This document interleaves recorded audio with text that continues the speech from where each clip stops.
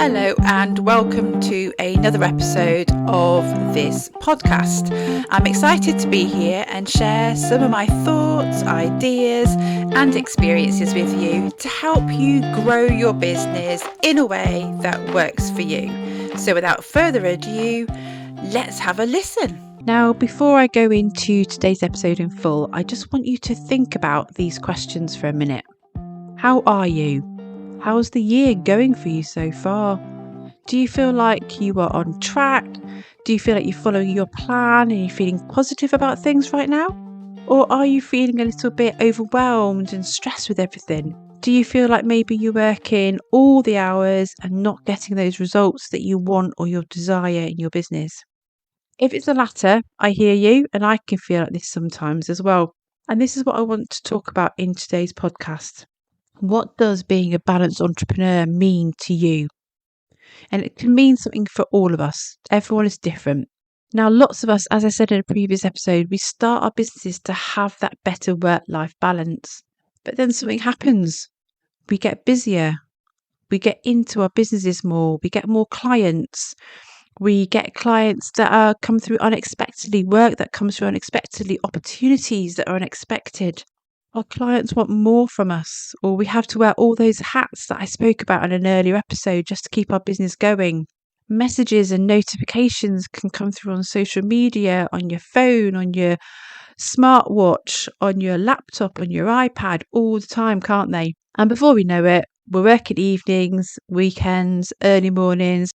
We're reading those social media messages because we just have to, don't you? You hear something go off and it's really difficult not to pick it up and have a look to see what it is. But that can mean that better work-life balance is all but a dream. So some questions that I'm going to ask you. What does having that better balance mean to you? When you started your business, what was it that you wanted out of that work-life balance? Was it that you wanted to be there for your children, maybe before or after school or during holidays?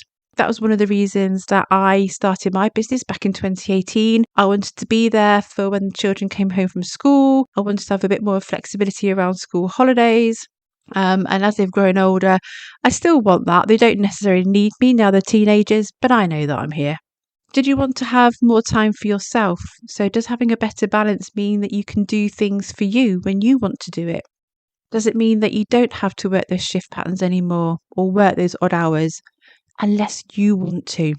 Having a better balance, does it mean that you can maybe have some downtime and work more flexibly, work around the things that you want to do? Or does it mean that you can actually do the things that you want to do in your business? Maybe you can grow the business in a different direction, and that's what balance is for you. We're all different. Doesn't, what works for me and what resonates with me doesn't necessarily resonate with you. Often we have that one goal to have that better work-life balance. So for some, it might mean that you can go to the gym during the day when it's quieter, everyone's at work or school, but you just know that you're going to have to make up that time and catch up in the evenings. That doesn't matter because that brings you the balance that you want and desire. For some, like me, like I said earlier on, it might mean not working during school holidays. And when you're employed, that is often impossible to do. But as a business owner, we can set our own holidays, we can arrange our meetings and schedule them in and around term times. And that's a dream for many people. And we have the opportunity as business owners to do that. Having that better balance might mean that you can take time to see friends and family, working the hours that you want. And one thing that I thought about when I was thinking about this podcast is that having that better balance might actually mean bringing in the income that you desire and aim for. It's not just about that work-life balance and having flexibility. It's actually being able to bring in the money that you want. It might mean that actually you work more hours rather than less. But if that balance means that you have the financial freedom and the growth to help you and treat yourself and family, that might be what you're dreaming of. And this is where I mean balance isn't one thing. What's personal to me and what is a balance to me isn't the same for you. Sometimes we can get that balance wrong, can't we?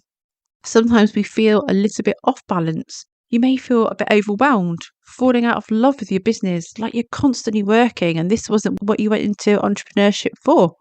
If you feel like this, then these are the questions that I'd like to ask yourself. So if you don't feel that you've got that work-life balance quite right at the moment, ask yourself some of these questions and see if they're pertinent to you.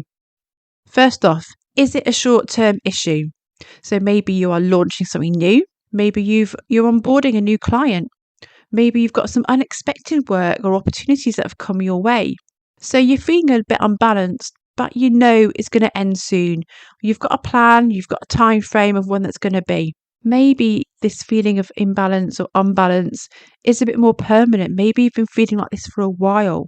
So one of the questions you could ask yourself is, have you set yourself too challenging or unrealistic goals?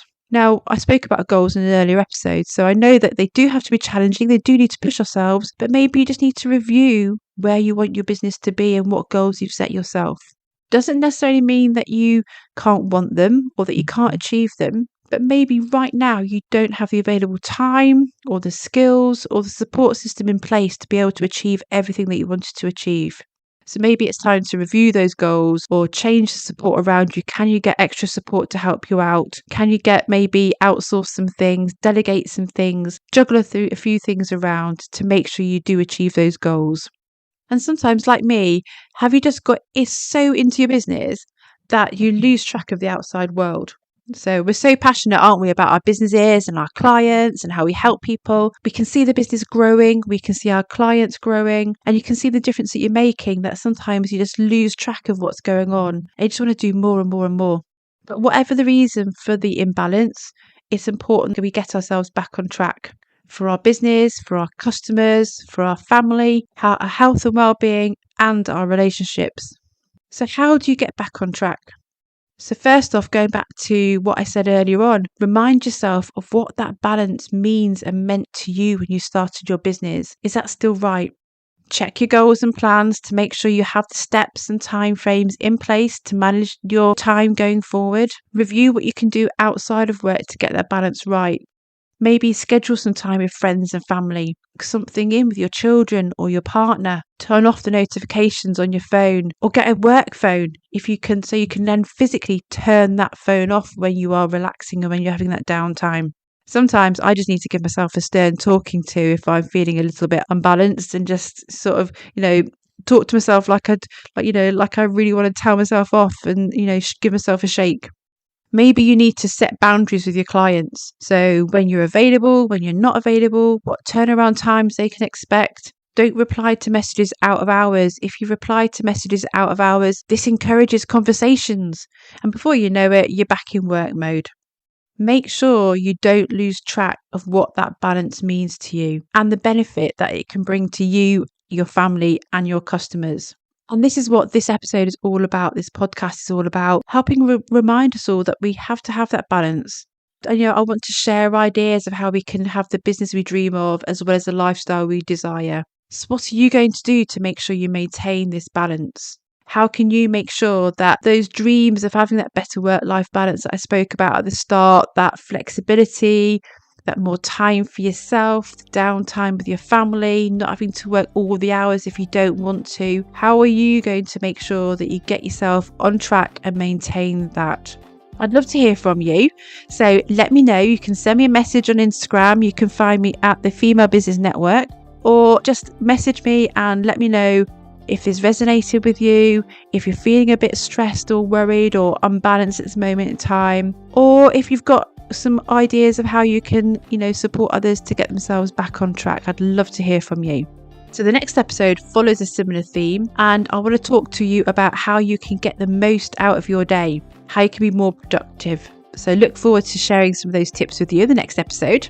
If you've enjoyed this episode, hit follow so you're notified when the next one comes out. And please make sure that you share this with anyone else who you feel should be listening to this podcast, as I want to help and support as many female business owners to get the most out of the business. But for now, take care and see you next time.